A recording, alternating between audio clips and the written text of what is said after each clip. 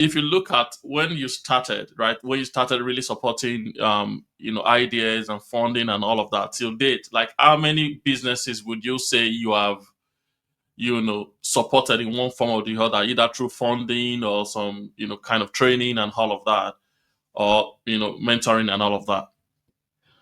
Wow, that is a huge one, and it can't be anything less than about 50,000 businesses. What?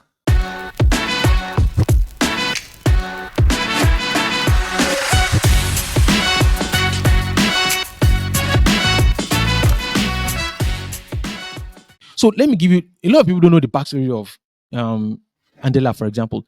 Andela started as Fora. What my partner at Lofting led the investment in as angel investors then. What he invested in originally was Fora. But in being someone with integrity, pivoted that idea from Fora to Andela and carried all those investors into Andela. Imagine if he didn't have integrity. So he stumbled on the gold mine and he says, guys, and she really invested in a different business now, and let's shut it down. Like some people did to us. And let's tell them that one has failed. We found a new gold mine. Let's go and do it. And he pivoted. Fora and Andela are not doing the same thing, although they are both focused on education, they're both focused on youth, but not doing two different things. But he took all those investors from Fora into Andela. So it's at the selection that you can only do that, right? What about if he doesn't, if he decides not to? Legally, he can declare that entity is bankrupt legally. Failed, yeah. And if you go to the Supreme Court of the world, you will not win the case. Right? You can only try and Supreme prove Court of the world. You can't win that case. So it's in the selection. And once you get the selection right, that's the reason why great VCs are the ones that know how to pick. Right? And that's beyond just the science. It's beyond the science. All right. Now, I'm beginning to bring it to a close because I'm conscious that our time is far gone, right? And I don't want to hold you longer than, I should, but just a few more questions if that's okay. That's fine. Right. Now, thank you, sir. Now,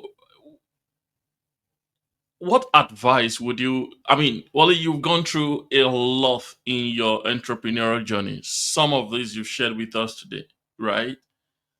A time that you nearly, went bankrupt, time that you had to bring people into your apartment. So your apartment became the hub, right?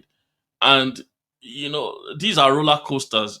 These are like different ups and downs, like you rightly coined it the other time. What kind of support system do you have in place, right, to ensure that you maintain your sanity? One, and what advice would you have for young people who are, just not necessarily young people, people who are starting out or trying on the entrepreneurial journey, and especially in the day and age where mental health is a big deal, everybody's in your face trying to oppress you with we've raised this, we've raised that, and you're beginning to feel like maybe I'm in the wrong place, maybe I'm not a success, or something like that. How have you managed it on one hand, and what advice would you have for younger people who are also setting out on this kind of journey? Kunle, thank you so very much. This is a least discussed, not the least discussed aspect of, startup development or venture development. A lot of people don't talk about, the mental health of founders. And it's a big deal. I'm glad that, we've seen, even though we've not had those stories a lot, and we hope that, we don't have, something brewing.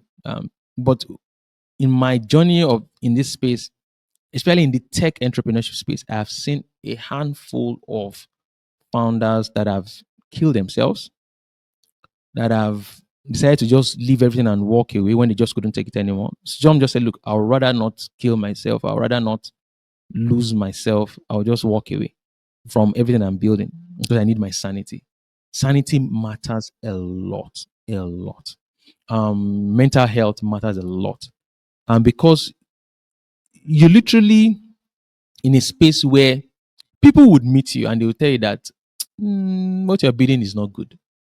The idea you're working on is lame, or it will never work, and so on and so forth. I was I remember one day, in between when I was running one, startup entity within in the Lofting group, I met with a bank executive. It was a group CEO of a bank in Nigeria. And I was telling him, sir, why don't you come and invest in this startup?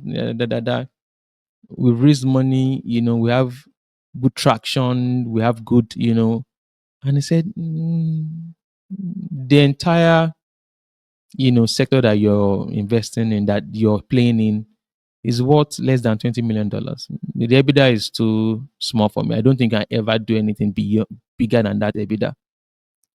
Um, of course, I think he miscalculated things. Um, because this was in health. Funny enough, this was one of my applications, in medicine and surgery, right? But I know that sector is way bigger than that. But if that was his idea, but it was a mood dampening conversation. That I can't forget that evening. He invited me to one of those, all these executives in Lagos say they have their own private clubs, they have these places where, and he invited me to one of those places and we're having a conversation, and it was almost that evening was as if, look, you're wasting your time, this thing you're doing would not da da da da and da da da da da. And yes, even if that idea didn't work, um, or even if it did not work, just the impact of that on an entrepreneur who is sleeping and waking up and living every day of his life, to make sure that that thing works out can have severe impact on that entrepreneur. Can sometimes set you back for days. You can decide to go back in your shell and just say, look, won't I just go and look at my mate?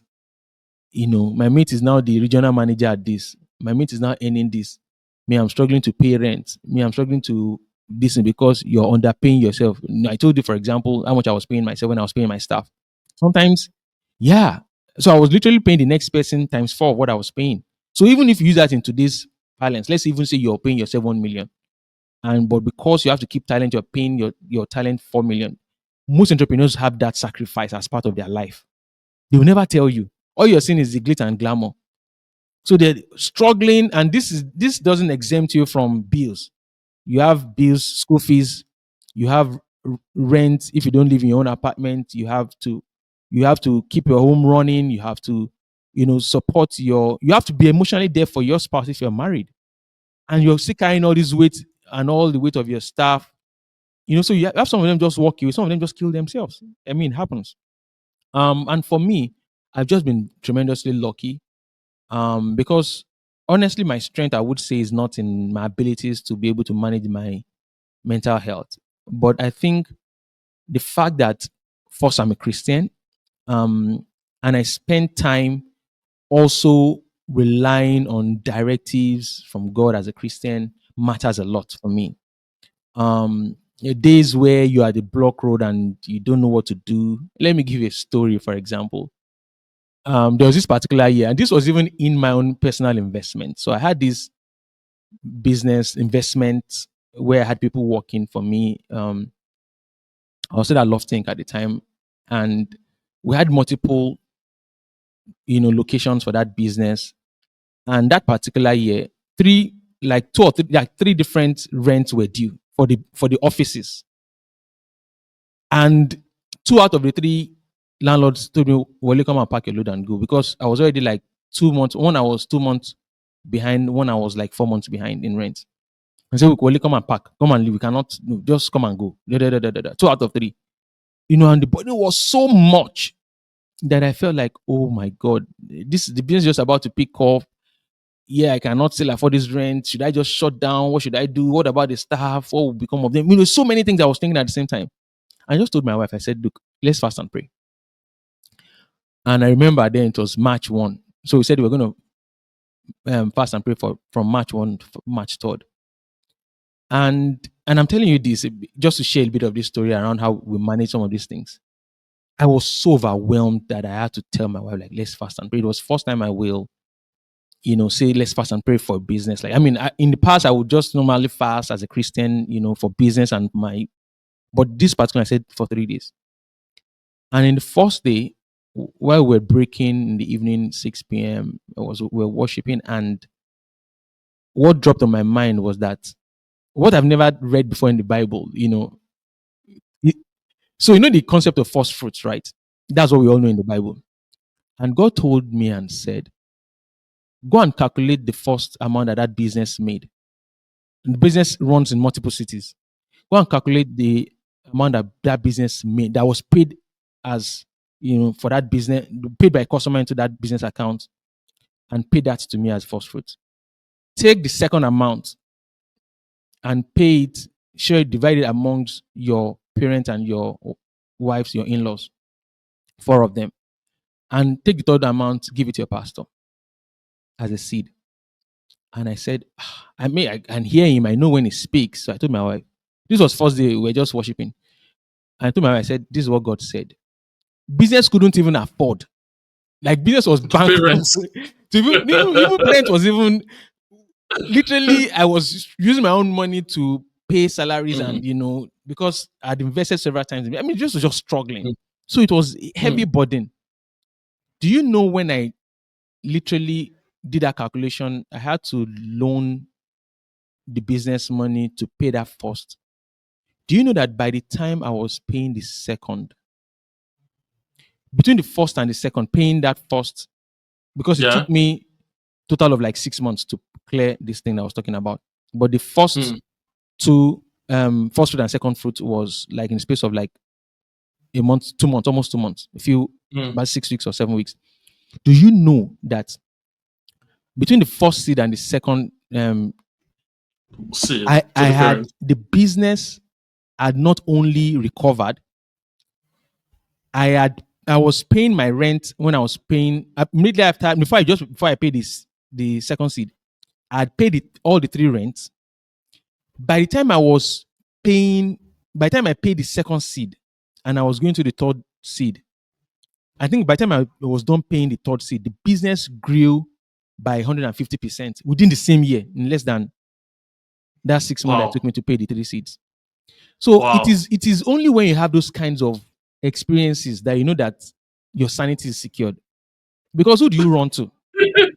You Mm, borrow money from friends, you've done everything, you can't meet up with expenses.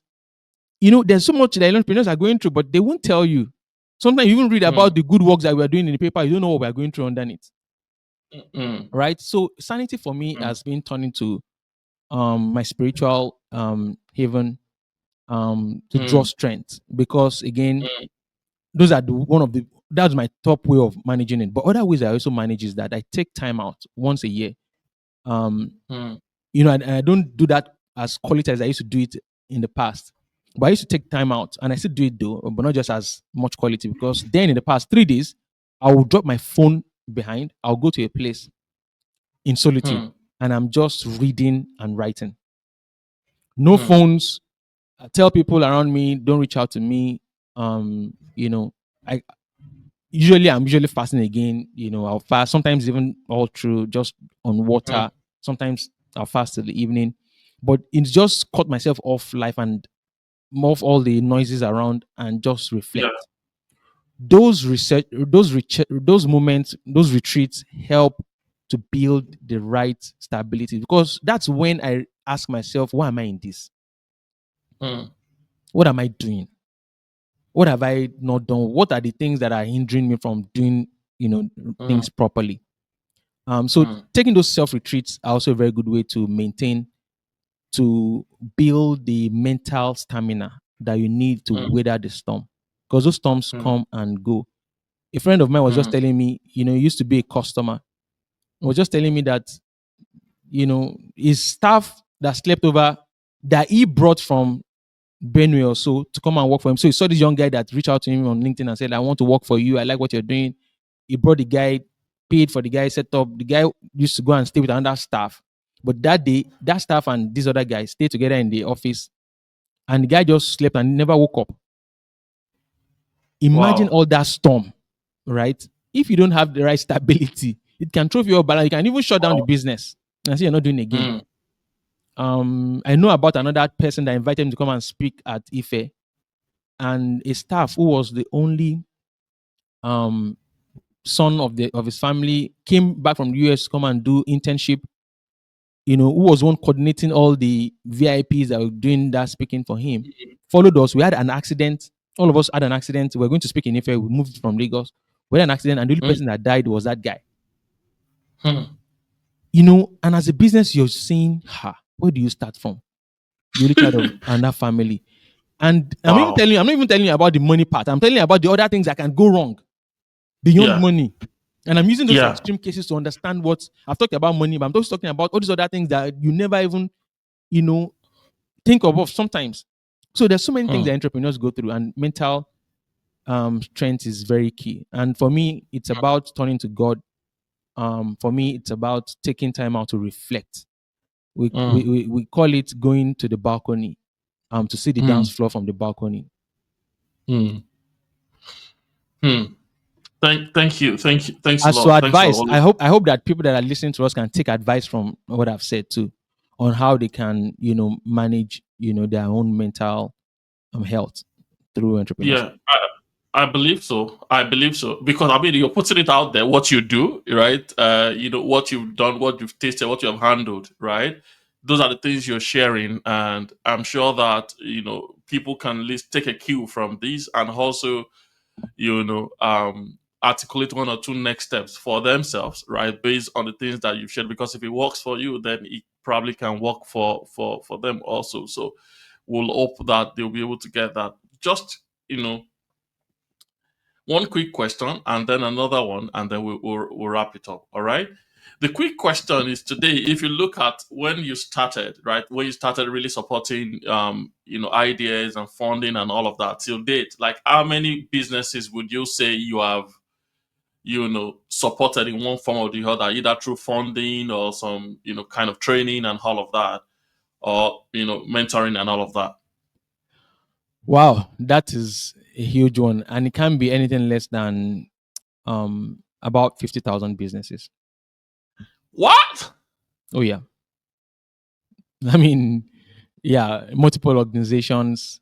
Oh, by the way, Love Think owns a we own 30% of a microfinance bank, for example.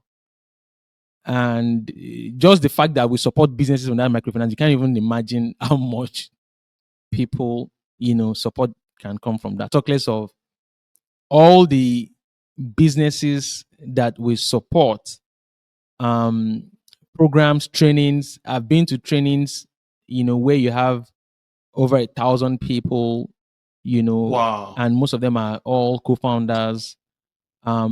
We've supported, even we've won contracts where we had to train in batches all around the country. We've won federal government contracts, where we had to train all around the country in batches. So Hmm. again, it's been a long journey coming, but can't be anything less than Journey. 50,000 journey. 50,000.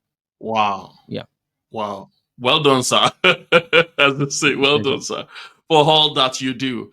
Now, my final question to you, Ole, as we bring this to a close, is if you take this is to 2025. So if you take look back, I say 20 years from ago, right? Or 25 years ago, and you want to think of, okay, I want to set out on this journey again, right? With everything that I know now, but I'm winding, back the hand of time, right? What are the things that you would do differently, right? Or what are the advice that you give to your younger self to say, okay, Kunle, you did it like this that time, no, but this time around, this is the way you should do it, right?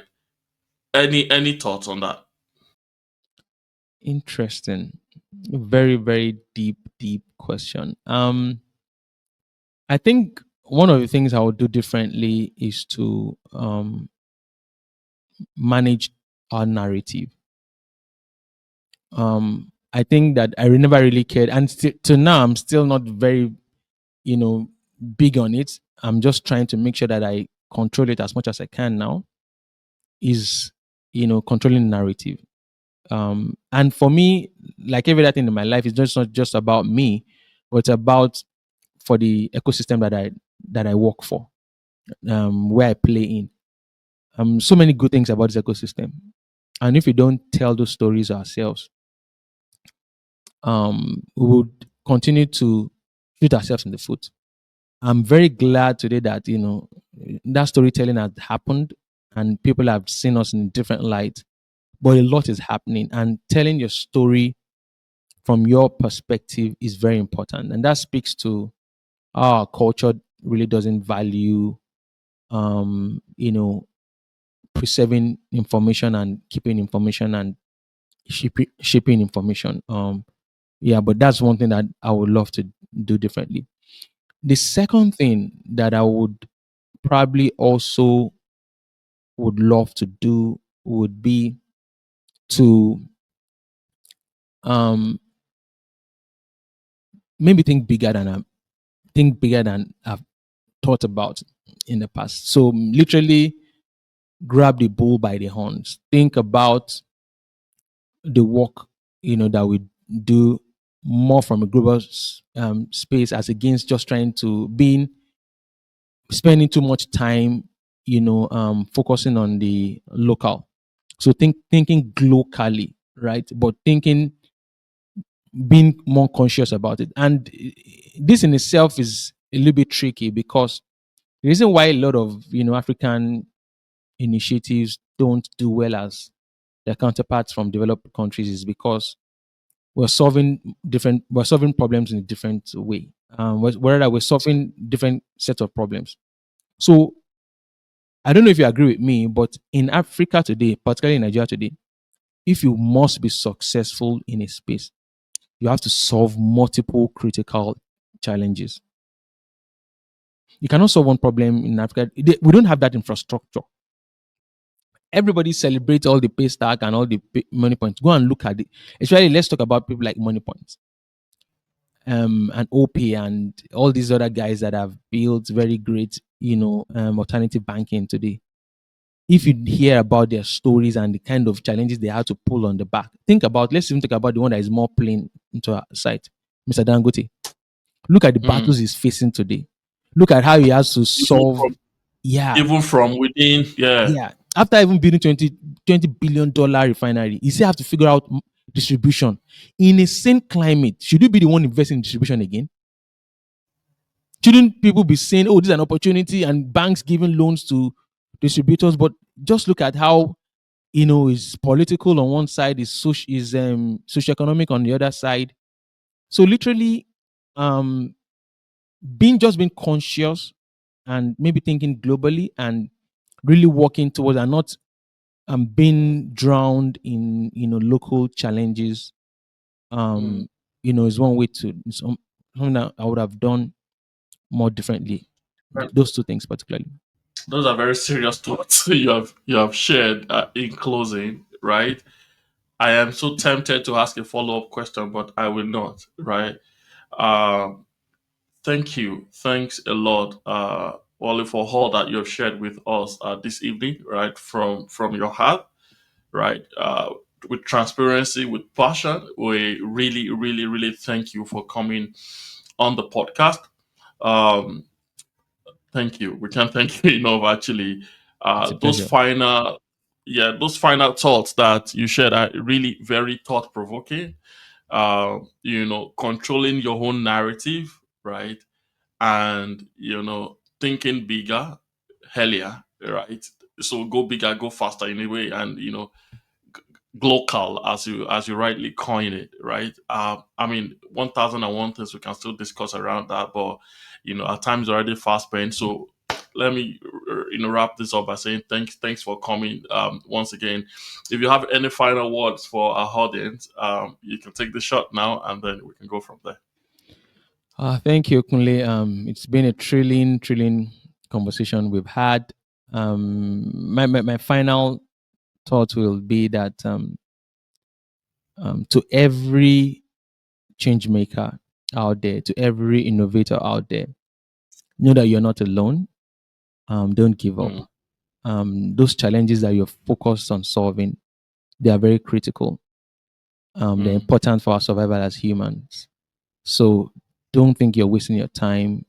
Don't give up. Stay resilient, but also make sure that you seek knowledge. Don't do it alone. A tree cannot make a forest. A tree cannot make a forest. You have to reach out, open your arms, let people carry you, and let people support you. There's a whole lot of support out there. And trust me, you can make it. You can solve that problem. You can build that next solution that the world is waiting for. Just keep at it. Keep pushing. I wish you all the very best. Thank you. Thank you. Thanks a lot. Thanks And thanks a for lot. having me too. Thanks for having me, Kunle. Really appreciate you coming around. I will definitely be in touch, right? And we'll pick it up from there. And hopefully, when I'm in Lagos, I will hop in and see if we can grab coffee or something. But thanks a lot. Hey, thanks a lot for taking the time to watch the podcast. We are super thankful for you taking that time and investing the time to learn. We hope that you find the story inspiring, and beyond that, that you've been able to articulate one or two things that you want to do differently in your own entrepreneurial journey. May I encourage you to please like, subscribe, comment, and please share the word within your own circle of influence, especially within those that you think are on the same entrepreneurial journey with you. May I also encourage you to please, beyond subscribing to our YouTube channel, follow us on our other social media platforms. That means a lot to us, and we can see that that helps us to track that we're making some progress and so making some impact. Thanks a lot once again for taking the time to watch, and we'll see you on the next episode.